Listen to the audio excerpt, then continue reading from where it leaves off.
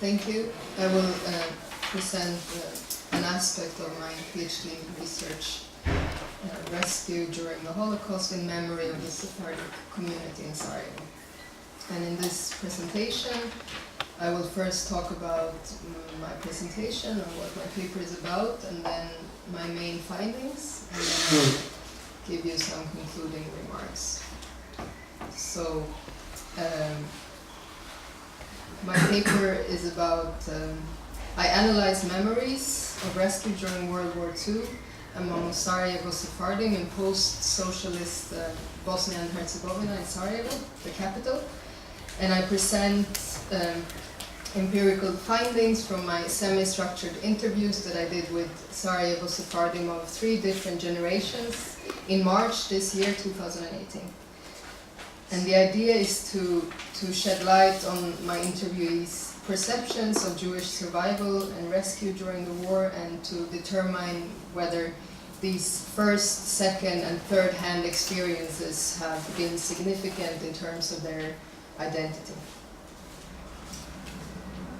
Okay, so I will now present my main findings. I begin with the first generation, youngsters who are younger than 30 years old. And statements from this younger generation show that they have heard many stories of rescue during the World War II, and that these stories have made them see that there were good guys involved in the war, as well as perpetrators of genocide and their collaborators. AA, who did not wish to be named, reveals, during my childhood I often heard stories from family members and at the Jewish community about neighbors who were hiding Jews during the Second World War. The Jews were given clothes and fake papers. So as in every war you cannot judge the whole nation. There are always good guys too. I especially remember a story about a Jew whose surname was Danon, which is a typical Sephardi surname, and who was brought by his Muslim neighbor to Mostar, and so he survived. So there is, in fact, a generalized perception among this generation that there were Muslims who rescued their lives or risked their lives to save Jews. And this narrative paints a brighter picture of the situation during the war, contra perceptions of present-day Sarajevo, in which anti-Semitism is recurring. AA, the same person, comments about the current climate.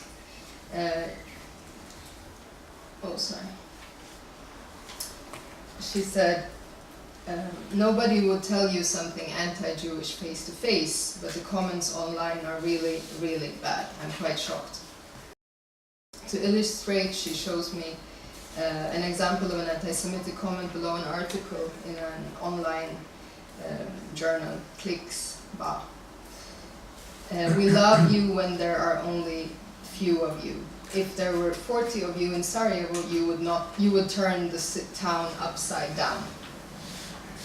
And Thea Abinin, from this generation, also reports that she has heard many stories of several Jewish families and individuals who were rescued during the Holocaust. And she connects these stories with the situation today.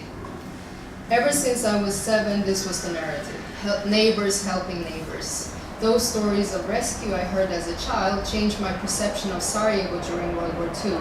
I thought it was quite a good place if you compare it with other places in Europe. Now I'm thinking differently of Sarajevo because of recurrent anti-Semitism.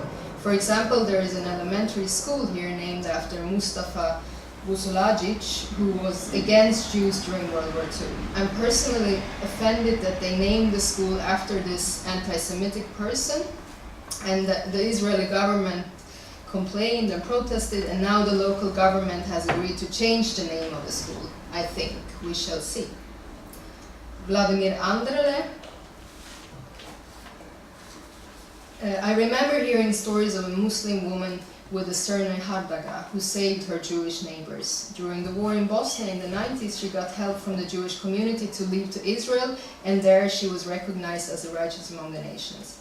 Giving her the medal was a way of saying thank you, and I think that's a good thing to have ceremonies like that in order to remember those people's great deeds. Today, we're the only Jewish community in Europe with no security, guards or installations. Consider the fact that nobody ever attacked the synagogue and the Jewish community. We don't have the same degree of anti-Semitism as in other European countries. Most of it takes place on the internet where people insult the Jewish people.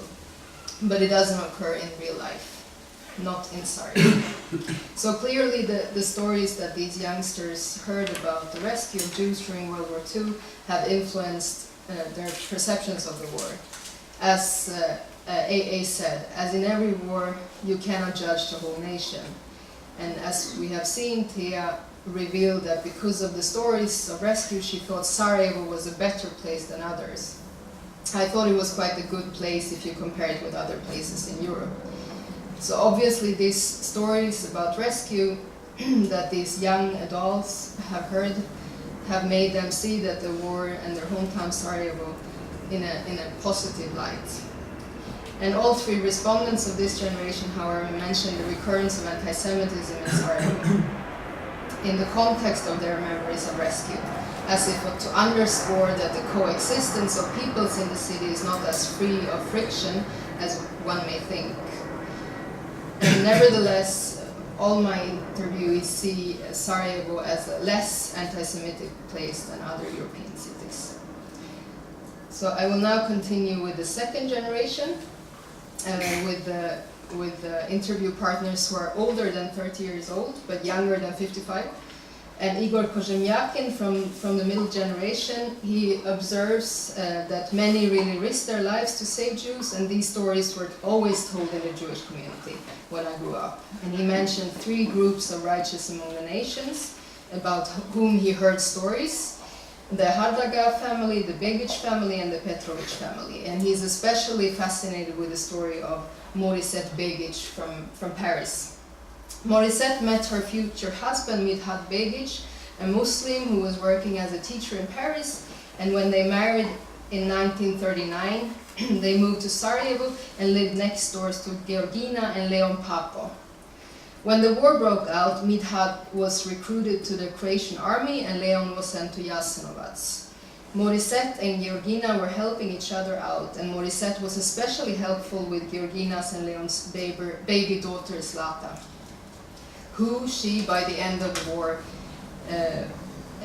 adopted and brought to France.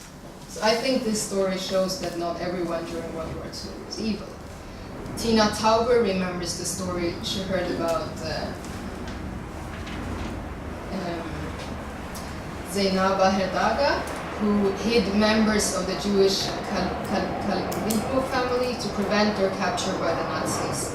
She also remembers the story of the rescue during the war of the famous Sarajevo Haggadah, a 14th century illustrated manuscript of the Passover liturgy that had been preserved since its creation in Iberia and is until today found in Sarajevo's National Museum.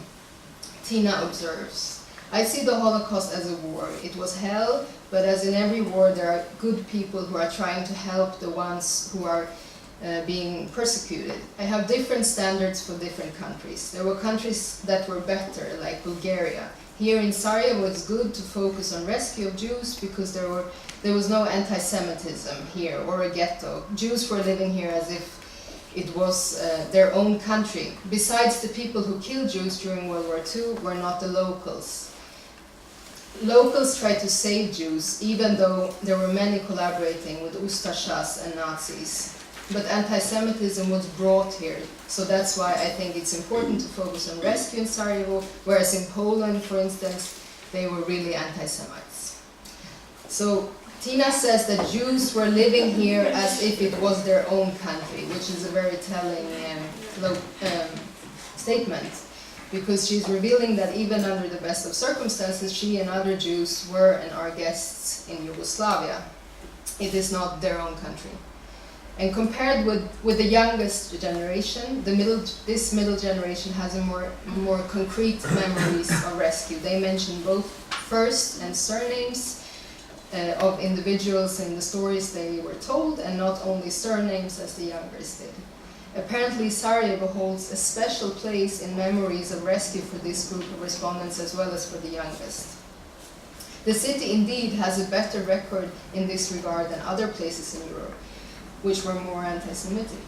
Moreover, the subjects correctly remember that the Nazis and Ustashas came largely, if not exclusively, from outside of the city. As Tina Tauber said, locals tried to save Jews, even though there were many Slavic collaborating with the Ustashas and Nazis. But anti-Semitism was brought here. Tellingly, the middle generation did not bring up stories of recurrent anti-Semitism in Sarajevo, much less connect them in a way with the Second World War. So now I move to my third generation. Interview is older than 55 years old. And for the older generation, it's clear that memories of rescue have been central in their lives.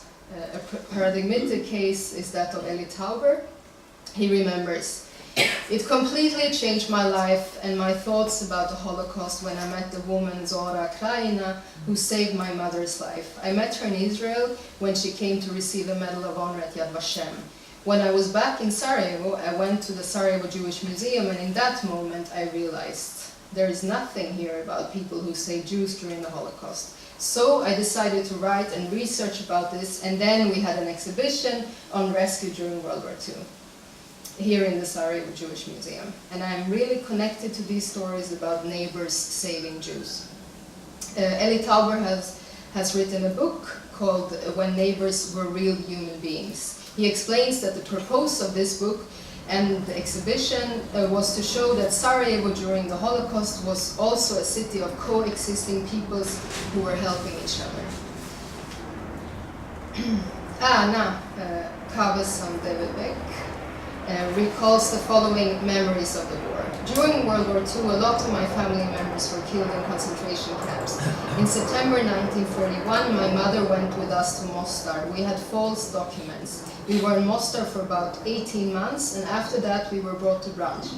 I was 8 years old, and one day we were brought to Rab. We were about 3,000 Jews there in the concentration camp. After 4 years, the partisans came, freed us, and brought us back to Split. We were refugees for so many years. Maybe this is the reason why we did not want to leave or move away during this last war in the 1990s. All the time during this war, we were here." So curiously, Anna does not mention, she does not comment on the fact that she was freed from a concentration camp by the Yugoslav partisans. A narrative of rescue is not present in her story. Rather, she gives voice to the experience of survival alone. When referring to the recent war in the 1990s in Bosnia-Herzegovina, she merely points out that she stayed in Sarajevo during this time. She does not reflect on Sarajevo as a place of inter-ethnic coexistence or attempt to promote the city as a special place. And I think Anna is ambivalent to speak about coexistence and to idolize or praise Sarajevo because the memories of the war are too raw or too painful to summon. And I believe that these memories of the other informants are filtered through comparatively rose-colored glasses, meaning wishful thinking, while hers are more reflective of the harsh inter-ethnic reality that predominated during the war. Laura Papo Ostojic remembers, "When my older sister went to primary school, she was expelled because she was Jewish. So my sister, me, and my mom went to Montenegro. By then, my father had already been killed in Jasenovac. When we lived in exile, we were hiding all the time. As soon as the war was over, we returned to Sarajevo. I'm still living in the house where I was born. People know that my family has been living there for many generations, and they know I'm Jewish. We only lost one little shop during World War II." So Anna and Laura does not mention any names of people who helped them to survive the Holocaust. Laura instead mentioned that she lost property during World War II and refers to the murder of her father quite briefly. And it seems to me that Anna and Laura, both of whom have experienced first-hand memories of the Holocaust, are less interested in bringing forward stories of rescues than those informants who have no first-hand memories of the Catholicism. So the two survivors also do not reflect upon the nature of human beings as good or evil. The informants survived, and that is what matters in their stories. Sorry. So memories of stories of rescue among the youngest are obviously fading, and yet these stories have made the younger respondents reflect upon the Holocaust, and especially to think about human beings' capacity of doing good. And I think that the grand narrative of rescue during the war has been promoted in Sarajevo by Jewish community members as well as by non-Jewish ordinary people across the generation in order to convince themselves or the Jews about how tolerant the city was and still is. Instead, my interviewees could have stressed the property that the Nazis and their collaborators appropriated from Yugoslav Jews and never returned to them or compensated them for.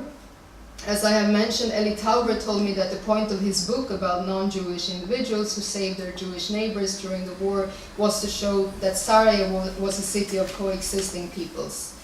As if on cue, Tea Abinun from the youngest generation said, "Ever since I was 7, this was the narrative, neighbors helping neighbors."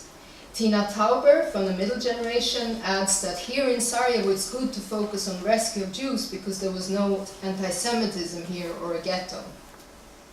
So from these and from other impressions that I gather that an understanding of Sarajevo as being better than other European cities during the Holocaust is prevalent among the city's Jews.